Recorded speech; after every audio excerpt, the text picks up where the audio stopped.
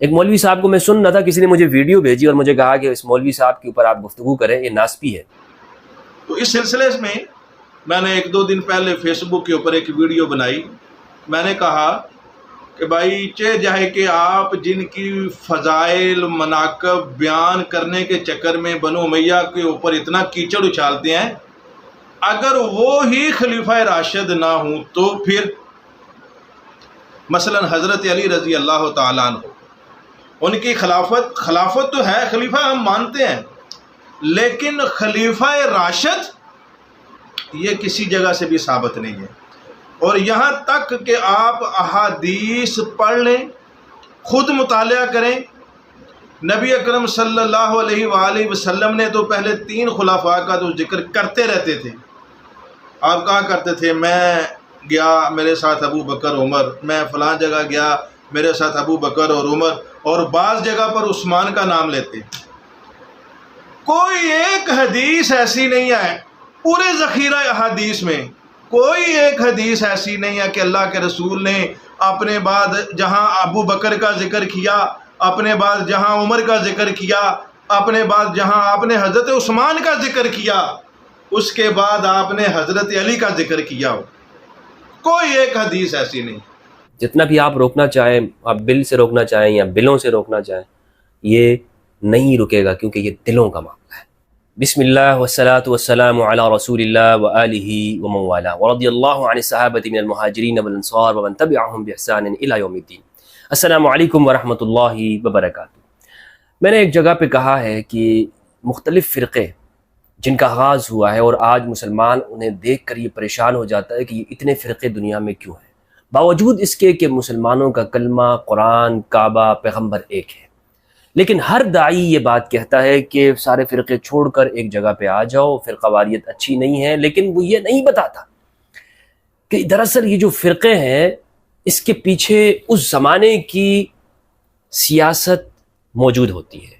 اور اس کا میں نے حوالہ دیا انشاءاللہ عز و جل شبلی نعمانی کی کتاب سے، آپ میری ویڈیو دیکھ سکیں گے جو میں نے تاریخ فاطمین مصر کے اوپر بنائی ہے۔ اس پہ میں نے تفصیلاً گفتگو کی ہے کہ سیاست کس طرح انوالو ہوتی ہے کسی فرقے کے بننے میں۔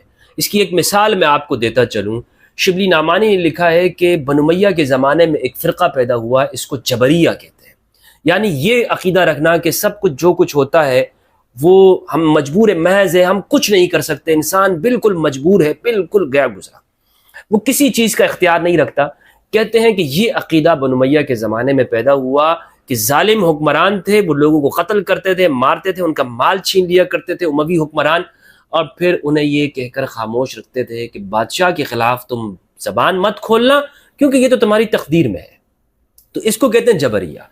تو ہر زمانے کی سیاست کی انوال ہوتی ہے فرقوں کے اندر۔ اسی طرح آپ دیکھیں کہ مصر پر ایک وقت تھا کہ اسماعیلی شیعہ کی حکومت تھی، لیکن صلاح الدین ایوبی نے جب وہاں پر حکومت کی تو اہل سنت اقتدار میں آ گئے۔ ازہر جسے شیعوں نے قائم کیا تھا اس کا خاتمہ کر دیا گیا بالجبر، قوت کے ساتھ، اور لاکھوں کتابوں کو وہاں پر دریا میں بہا دیا گیا اور اس کو جلا دیا گیا۔ بلکہ بعض تو یہ کہتے ہیں، جس طرح مقریزی نے لکھا ہے اور کتابوں کے اندر، کہ ان کتابوں کی جلدوں سے جوتیاں بنائی گئی، ان کی تحقیر کی گئی۔ تو جب ایک قوت آتی ہے جو کسی کے مخالف ہوتی ہے، پھر وہ یہ نہیں دیکھتی کہ جناب یہ حق ہے یا نہیں ہے، وہ خاتمہ کرتی ہے سب کا۔ تو وہ جو قوت ہوتی ہے، اب اس کی مثال آپ اپنے زمانے کے اندر بھی دیکھ سکتے ہیں کہ آپ کو نظر آتا ہوگا کہ ایک پارٹی وہ ایک دور کے اندر، ایک زمانے میں وہ بڑے عروج پہ ہوتی ہے، بچوں کو اس کے ترانے یاد ہوتے ہیں، گلی گلی میں آپ کو اس کے جھنڈے نظر آئیں گے اور اس کے پورے اجتماعات ہوتے ہوئے دکھائی دیں گے۔ لیکن ایک زمانہ ایسے آتا ہے کہ بالکل دیکھیں گے کہ نام لینا تک بھی جرم بن جاتا ہے۔ کیوں؟ اس لیے کہ کسی کو اونچا کرنے میں اور نیچے کرنے میں اپنے زمانے کی سیاست، اس سیاسی تاریخ کا مطالعہ کریں۔ آج سے 1000 سال بعد جب ہمارے اس 2023 پاکستان کی کوئی تاریخ کا اگر سوچے گا تو وہ کہے گا کہ اس زمانے میں ایسے لوگ تھے کہ ایک طرح کی پارٹی تھی اور اس کا اس زمانے میں غلبہ تھا، اور پھر وہ اقتدار اس کا خاتمہ ہو گیا اور پھر اس کا نام لینا بھی بند ہو گیا۔ تو یہ میں آپ کو صرف مثال دے رہا ہوں کہ اس طرح ہوتا ہے میرے بھائی۔ اس کا مطلب یہ نہیں کہ کوئی صحیح ہے اور کوئی غلط ہے، نہیں، اس سے قطع نظر صرف سمجھانے کے لیے میں نے مثال دی ہے۔ اس لیے میری گفتگو کو کوئی سیاست کی طرف نہیں لے جائیے گا، میری گفتگو وہ صرف اور صرف وہ آپ کو کوئی اور بات میں سمجھانا چاہتا ہوں، اس کو سمجھیے گا، مذہبی گفتگو ہے میری، سیاسی گفتگو نہیں، ورنہ سیاست کا مجھے اندازہ ہے۔ تو یہ میں بتا رہا ہوں آپ کو کہ فرقوں کی جو تاریخ ہوتی ہے نا، یہ اس میں اس زمانے کی سیاست بڑا انوالو ہوتی ہے، اور قرآن مجید میں سورۃ القصص میں فرعون کے بارے میں بتایا کہ یہ ایک گروہ کو طاقتور بناتا ہے اور ایک گروہ کو کمزور بناتا ہے۔ فرعونی سیاست اسی کو کہتے ہیں۔ ہر زمانے میں ایسا ہوتا رہا ہے، اس لیے میں نے ایک ویڈیو میں یہ بات کہی ہے کہ ہمارے ہاں لوگوں کو چاہیے کہ وہ حدیث ثقلین کا ذکر بلند آواز سے کرنے لگے، ہر مسجد میں کرنے لگے، اگر وہ یہ چاہتے ہیں، خاص طور پر اہل سنت، کہ لوگ شیعہ نہ ہوں۔ لوگ اگر لوگوں کو شیعہ ہونے سے بچانا چاہتے ہیں تو انہیں چاہیے کہ وہ حدیث ثقلین کو ہم اہل سنت بیان کریں۔ اس کی ایک مثال میں آپ کو دیتا ہوں۔ اس کی مثال یہ ہے، مثلا جیسے ہمارے ہاں نمازوں کے جمع کرنے کا معاملہ ہے، اب یہ اہل سنت کتابوں کے اندر موجود ہے، لیکن اس لیے نہیں کرتے ہیں کیونکہ جناب یہ شیعہ لوگ کرتے ہیں، تو ضد میں آ کر بالکل جناب اس کو جمع ہی نہیں کرنا۔ تو ضد میں آ کر ہم اگر کوئی ایسا کام کریں گے کہ جو شیعہ کر رہے ہیں اور ہم کہیں کہ نہیں ضد کی وجہ سے ہم نے نہیں کرنا، یقین جانیے ہمیشہ اس کا ہم اہل سنت کو نقصان ہوگا۔ اور میں مخلص ہوں اہل سنت کے ساتھ، میں اہل سنت کے ساتھ مخلص ہونے کی وجہ سے یہ بات کہہ رہا ہوں کہ اگر ہم چاہتے ہیں کہ لوگ شیعہ نہ ہوں تو ہم حدیث ثقلین اپنی ہر مسجد میں، اپنے ہر درس میں، اپنے ہر واعظ میں سنائیں۔ جس طرح کہ ہمارے ہاں مولانا مودودی اور دیگر علماء کو دیکھیں، مولانا مودودی کو ہمارے ہاں بہت محب اہل بیت سمجھا جاتا ہے، لیکن وہ ایسا کی بات نہیں ہے، وہ عام مسائل کے اندر بھی وہ بنو عباس کی سائڈ پر ہے۔ آپ یہ دیکھیں کہ مولانا مودودی نے بھی یہ تعویل کی ہے کہ آپ حدیث ثقلین کا معنی یہ نہیں ہے بلکہ اس کا مطلب یہ ہے۔ تو ان تعویلات سے ہمیں نکلنا چاہیے۔ اگر ہم تعویل کریں گے نا اور حدیث ثقلین کے بجائے ہم یہ کہیں گے کہ جناب یہاں پر ایک حدیث ہے، میں تم میں دو چیزیں چھوڑ کے جا رہا ہوں، تم کبھی گمراہ نہیں ہوگے، قرآن اور میری سنت، یہ حدیث یہاں موجود ہے، اور حقیقت نہیں بتائیں گے کہ یہ حدیث ضعیف ہے، واللہ باللہ آپ کی یہ منافقت دیکھ کر، آپ کا یہ دغلا عمل دیکھ کر لوگ دین سے بیزار ہوں گے۔ آپ تو اس سے ڈر رہے ہیں کہ لوگ کہیں شیعہ نہ ہو جائیں حدیث ثقلین سن کر، لوگ آپ کی منافقت دیکھ کر دین سے چلے جائیں گے۔ اس لیے اگر آپ یہ چاہتے ہیں کہ لوگ شیعہ نہ ہوں، لوگ سنیت کو نہ چھوڑیں، تو سچ بتائیے، اور سچ یہی ہے کہ حدیث ثقلین میں مان لیتا ہوں کہ حدیث ثقلین میں امامت مراد نہیں ہے، یہاں پر اہل البیت علیہ السلام کی امامت نہیں، تھوڑی دیر کے لیے مان لیا، ماننے سے کچھ نہیں ہوتا، یعنی جو آپ کا موقف ہے کہ جناب صرف محبت ہے، ہاں صرف محبت ہے، تعظیم ہے اور ان کا ذکر کرنا ہے، حالانکہ یہ نہیں ہے، لیکن پھر بھی ہم مان لیتے ہیں۔ تو پھر بھی یہ بات حقیقت ہے کہ حدیث الثقلین کے درجے میں آپ کے پاس اور کوئی حدیث نہیں ہے کہ جو اس سے ٹکراتی ہو، کوئی بھی ایک حدیث آپ کے پاس ایسی نہیں ہے۔ یہ جو حدیث میں تم میں دو چیزیں چھوڑ کے جا رہا ہوں، تم کبھی گمراہ نہیں ہوگے، قرآن اور میری سنت، یہ حدیث ضعیف ہے، موطا امام مالک میں ہے، اس کی کوئی سند نہیں ہے، اور مستدرک الحاکم میں اور دیگر کتابوں میں جہاں سند ہے اس کی سند میں گفتگو ہے۔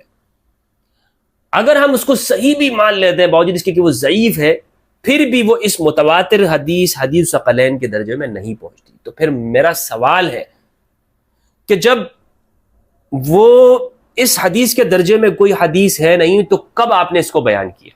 قسم کھا کے بتائیے گا، اپنے دل پہ ہاتھ رکھ کے، پیر صاحب، مولوی صاحب، واعظ جی، مفتی جی، خطیب جی، آپ سے میرا سوال ہے، مجتہد جی آپ سے میرا سوال ہے، مفتی اعظم جی آپ سے میرا سوال ہے، کس درس میں، واعظ میں، لیکچر میں، یونیورسٹی، کالج، مسجد، مدرسہ آپ نے اس حدیث کو سنایا اور بتایا ہو کہ اس میں اہل البیت سے مراد ہے؟ اور یہ میں کھلے عام کہہ رہا ہوں، اہل سنت والجماعت میں سے جتنے لوگ بھی مجھے سن رہے ہیں وہ انشاءاللہ میری اس بات کی تصدیق کریں گے کہ انہوں نے ممبروں سے یہ حدیث تو سنی ہے، کتاب اور سنت، لیکن اہل البیت، کتاب اور میری اولاد، اس کو انہوں نے نہیں سنا۔ تو کیوں نہیں سنا؟ اس وجہ سے کہ ہم نے کہا نہیں بھائی اس حدیث سے تو شیعوں کو فائدہ ہوگا، پر اس کو خاموش ہو جاؤ، اس کو دفنا دو، بالکل ختم کر دو، بات آئی جائے گی اور ختم ہو جائے گی۔ لیکن نہیں، جب انٹرنیٹ کا زمانہ آیا، انٹرنیٹ کا زمانہ، تو لوگوں تک معلومات جانے لگی۔ اب آپ کسی زبان کو روک تو سکتے نہیں ہیں، جس طرح پہلے زمانے میں آپ کرتے تھے کہ جناب یہ بندہ اہل البیت کا ذکر کرتا ہے تو اس کو رافضی کہہ دو، اس کو مطعون کر دو، اس کو شہر چھوڑ کے جانا پڑے. امام شافعی رحمہ اللہ کے ساتھ کیا ہوا، امام حاکم صاحب مستدرک کے ساتھ گھر میں بند کر دیا، اسی میں ان کی انتقال ہوا، سب لوگوں نے محاصرہ کر. امام نسائی اتنے ٹھڈے ان کو مسجد میں مارے گئے ان کے خصیتین کے اندر، ان کے پیشاب مسانے کی جگہ پر، کہ ان کو وہ بیچارے وہاں شہید ہو گئے. اب وہ زمانہ تو ہے نہیں آپ یہ کر سکتے نہیں، حالانکہ آپ نے پچھلے زمانے میں اس طرح کیا ہے، مارتے تھے آپ، لیکن اب نہیں کر سکتے ہو. کیوں؟ اس لیے کہ آپ کتنے کو ساتھ، پاکستان میں کسی ایک کو مارو گے نا مر جائے گا. باہر بندے ہیں، یورپ میں بیٹھے ہیں، دنیا میں، اللہ سبحانہ و تعالیٰ آواز اٹھا لے گا، انٹرنیٹ، اس سے کیسے جان چھڑاؤ گے تم؟ اس لیے اب ان کے پاس کوئی چارہ نہیں رہا ہے، جوابات ان کے پاس نہیں ہیں. یعنی یہ جو سوال میں نے کیا ہے کہ حدیث ثقلین کہیں پہ بیان نہیں ہوتی ہے، کون اس سے انکار کرے گا؟ یہ بالکل شاہد عیان بات ہے، بالکل آنکھوں سے دیکھی ہوئی بات ہے کہ ہمارے ہاں کہیں پر اس کا بیان نہیں. خواہ وہ سلفی، دیوبندی، اہل حدیث، بریلوی، کسی کی بھی مسجد ہو، وہاں پہ یہ نہیں ہوتا. تو پیغمبر کی حدیث کو کون چھپاتا ہے؟ تم کہتے ہو نا کہ ہم حدیث کا رٹا لگاتے ہو، حدیثوں کو تم چھپاتے ہو، تم اس طرح لوگوں کے سامنے جھوٹ بولتے ہو. جتنا دین کو نقصان ان مذہبی لوگوں نے پہنچایا اور کسی نے نہیں پہنچایا، کہ دین کی حقیقی تعلیمات کو انہوں نے عوام سے چھپایا، عوام کو بتانے نہیں دیا، پھنسا کے رکھا ہے انہوں نے لوگوں کو نور بشر کے مسائل کے اندر. اور مردے سنتے ہیں کہ نہیں سنتے، قبر میں مردے زندہ ہیں کہ نہیں، پھنسا کے رکھا ہے انہوں نے. اہل بیت کی تعلیم تک آنے ہی نہیں دیا کہ اہل بیت کی زندگی کیا، ان کی تعلیمات کیا، حدیث ثقلین کیا ہے، امام علی علیہ السلام کی زندگی کیا ہے. انہوں نے آنے ہی نہیں دیا، پہنچنے ہی نہیں دیا. ایک مولوی صاحب کو میں سن رہا تھا، کسی نے مجھے ویڈیو بھیجی اور مجھے کہا کہ اس مولوی صاحب کے اوپر آپ گفتگو کریں، یہ ناسبی ہے. وہ مولوی یہ کہہ رہا ہے کہ باقی تو سب خلفائے راشدین ہیں، حضرت ابوبکر رضی اللہ عنہ، عمر رضی اللہ عنہ، عثمان رضی اللہ عنہ، لیکن علی خلفائے راشدین میں نہیں آتے. الیاذ باللہ، کتنی جرأت ہو گئی ہے ان میں. آپ لوگ پھر کہتے ہیں کہ ناسبیت نہیں ہے. جب وہ ویڈیو مجھے کسی نے بھیجی، میں نے کہا دیکھیں بات یہ ہے کہ اچھا اس میں اس نے دلیل بھی پیش کی ہے.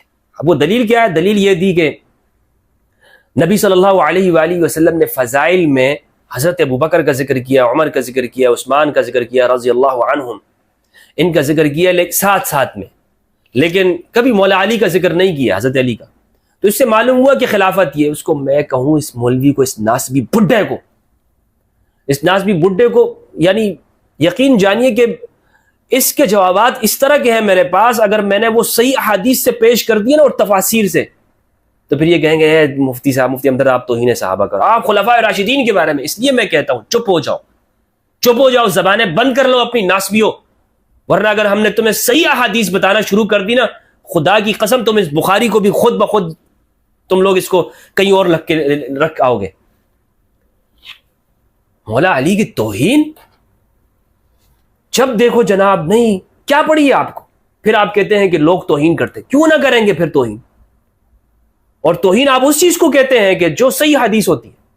اور مولا علی کے بارے میں آپ بھی کہتے ہیں خلفائے راشدین میں نہیں تھے. اس ناسبی بڈھے کو میں اگر یہ کہوں نا کہ جا کے سورۃ الحجرات کا شان نزول پڑھ لے، اس کا دماغ ٹھکانے آ جائے گا. اور اگر میں اس کو یہ کہوں کہ جا کے صرف اور صرف یہ دیکھ لے، حدیث الحوض کا مطالعہ کر لے، اس کی عقل ٹھکانے نہ آئی، ہوش ٹھکانے نہ آئے، تو پھر کہنا. لیکن نہیں، کچھ اور چیزیں ہیں. اس لیے یہ عمل جو ہوتا ہے لوگوں کو توہین کے اوپر ابھارتا ہے. جو یہ آپ کہتے ہیں، آپ ابھارتے ہیں، اس کے مقابلے میں آپ کو لوگ پھر متائن کی روایات سنائیں گے، متائن تان کی روایات کہ جناب نبی صلی اللہ علیہ وآلہ وسلم نے کہاں پر کس کی تعین کیا.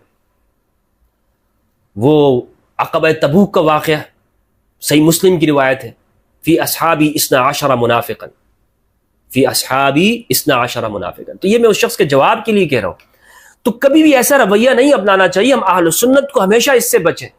ورنہ میں آپ کو حقیقت بتاتا ہوں، اس وقت عرب میں، پاکستان تو چھوڑیے، ہندوستان میں نے کہا تھا نا لوگ تیزی کے ساتھ شیعہ ہو رہے ہیں. کچھ لوگوں نے مذاق بنایا اور میمز بنایا اس کے اوپر، اور ٹک ٹاکس اور ادھر وائرل کیا کہ بھائی یہ تو دیکھو ایک پاگل ہو گیا یہ آدمی.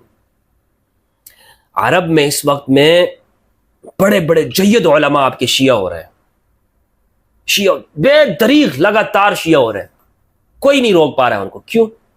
پچھلے دنوں ایک عالم شیعہ ہوئے ہیں عید وردانی کے نام سے، یوٹیوب کے اوپر موجود ہیں، میرے اچھے دوست ہیں. وہ دوست بعد میں جب مجھے معلوم ہوا تو ان کے ساتھ تعلق بنا میرا. انشاءاللہ ان کا انٹرویو بھی میں کروں گا. تو یہ کیوں ہو رہا ہے؟ اس لیے ہو رہا ہے کہ آپ تو ہمیں کہتے تھے کہ یہ جناب وہ بکری کھا گئی قرآن، وہ 40 پارے، وہ 10 پارے، روایتیں سب ہمارے ہاں ہیں. سارے آپ نے ہمیں یہ جو چیزیں بتائی ہیں.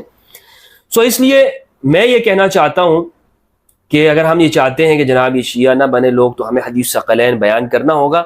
اور اس وجہ سے یہ جو بل لایا گیا ہے، یہ جو بل آیا ہے نا، یہ ان آوازوں کو روکنے کے لیے ہے کہ لوگ تیزی کے ساتھ ہو رہے ہیں، تیزی کے ساتھ اہل البیت علیہ السلام کی طرف جانب جا رہے ہیں.